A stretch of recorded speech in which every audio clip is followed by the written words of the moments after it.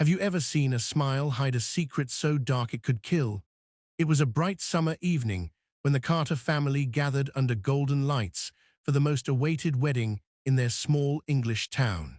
The laughter of guests filled the air and music floated from the garden, but behind the shining glasses and silk dresses, something cruel was quietly brewing. Evelyn Carter, the proud mother of the groom, watched her son Daniel dance with his new bride Isabella. Her heart was full, yet she felt the strange weight of eyes on her. Across the table sat Grace Holloway, Daniel's new mother-in-law, her lips curved in a smile too sharp to be kind. Grace had always wanted control, and Evelyn had always stood in her way. When the waiter poured wine for the toast, Grace leaned forward and insisted on serving Evelyn's glass herself. No one noticed the tiny shimmer of white powder that fell from her ring into the ruby liquid.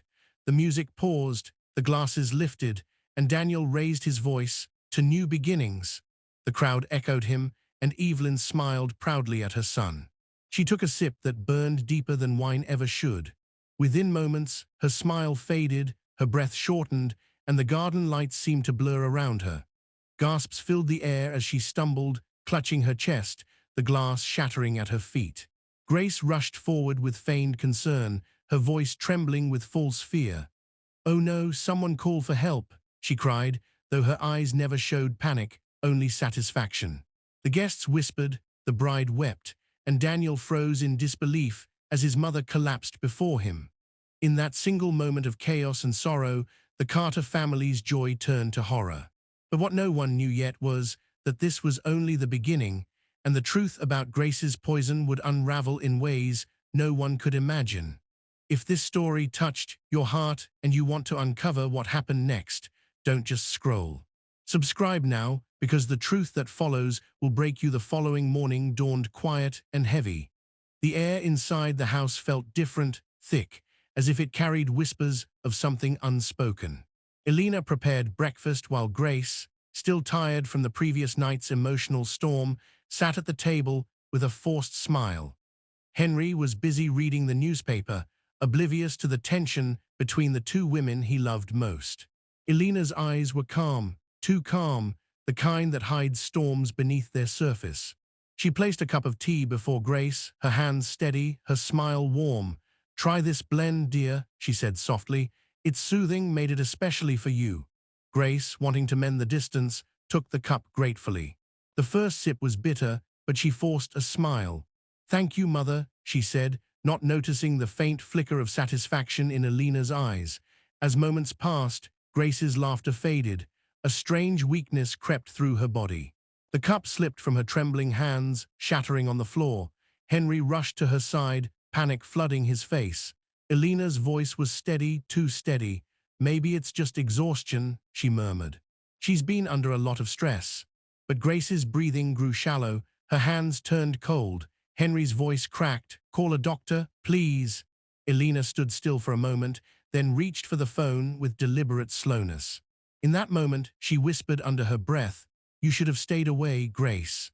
As the ambulance sirens echoed in the distance, the camera would focus on the fallen teacup, the faint trace of white powder floating in the golden liquid. If you believe truth always finds its way, subscribe and stay till the end of this tragic tale. The hospital corridors echoed with hurried footsteps and the beeping of machines. Grace lay unconscious, her face pale against the white sheets. Henry sat by her bedside, clutching her hand, whispering, "Please wake up, I can't lose you." Across the room, Eleanor stood silently, her hands folded neatly, her face calm, but her eyes, they held something dark. The doctor entered, his expression troubled. "Mr. Henry," he began carefully, "your wife's condition is serious. We found traces of a substance, not something naturally found in the body. We suspect poisoning." The words struck like thunder. Henry froze. "Poisoning? That's impossible. Who would?" He stopped, glancing at his mother. For the first time, doubt crept into his heart. Eleanor's voice broke the silence. "Doctor, are you suggesting someone did this on purpose?" she asked, feigning disbelief. But her fingers twisted the edge of her shawl nervously. Later, outside the room, the doctor quietly pulled Henry aside. "We'll run more tests, but I'd advise you to keep a close eye." Sometimes danger comes from those closest to us.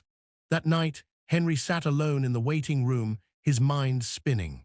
Memories of his mother's cold glances, her controlling tone, her forced kindness, they all returned, sharp and painful. He didn't want to believe it, but his heart whispered what his mind refused to accept. Meanwhile, back at home, Eleanor walked into the kitchen. She opened a small tin box hidden behind the jars of spices. Inside was a packet of white powder, nearly empty. She looked at it, her lips trembling. "She took everything from me," she muttered, tears welling in her eyes. "My son's love, my peace she had to pay." Morning sunlight crept through the hospital blinds, painting soft stripes across Grace's face. Her eyes fluttered open. Confusion clouded her mind as she whispered, "Henry, what happened to me?" Henry leaned close, tears glistening. "You fainted during dinner. The doctors said someone might have tried to hurt you." His voice cracked on the last word. Grace's hand trembled as she gripped his fingers. "Henry, I tasted something strange in the soup. I thought it was just me." At that very moment, Eleanor entered, holding a bouquet of lilies, the same ones she used to decorate Grace's wedding table. Her smile was calm, almost too calm. "Oh, my dear, you're awake," she said softly, but her eyes flickered when Grace mentioned the soup. Henry's gaze moved from Grace to his mother. Silence filled the room, thick and sharp. "Mother," he said slowly, "you made that soup, didn't you?" Eleanor's face turned pale. She set the flowers on the table, her hands trembling slightly. I just wanted to help," she stammered. Grace looked directly into her mother-in-law's eyes, and for the first time she saw it, the quiet hatred behind the gentle smile. "Why?" she whispered, her voice breaking. "What did I ever do to you?" Tears rolled down Eleanor's cheeks. "You took my son," she cried. "He was all I had. You changed him, made him forget me." Henry's voice rose, full of pain and disbelief. "Mother, love doesn't divide, it multiplies. You almost killed the woman I love." Eleanor fell to her knees, sobbing uncontrollably. "I didn't mean to, I just wanted her gone." The doctor entered with a nurse and stopped in shock at the scene before him. The truth had finally broken free, raw, devastating, and irreversible. Grace wept quietly, clutching Henry's hand. "Forgive her," she whispered. "Hatred ends where forgiveness begins." Henry looked down at his mother, broken, ashamed, and trembling, and nodded through tears. "This ends today," he said. "No more poison, no more pain."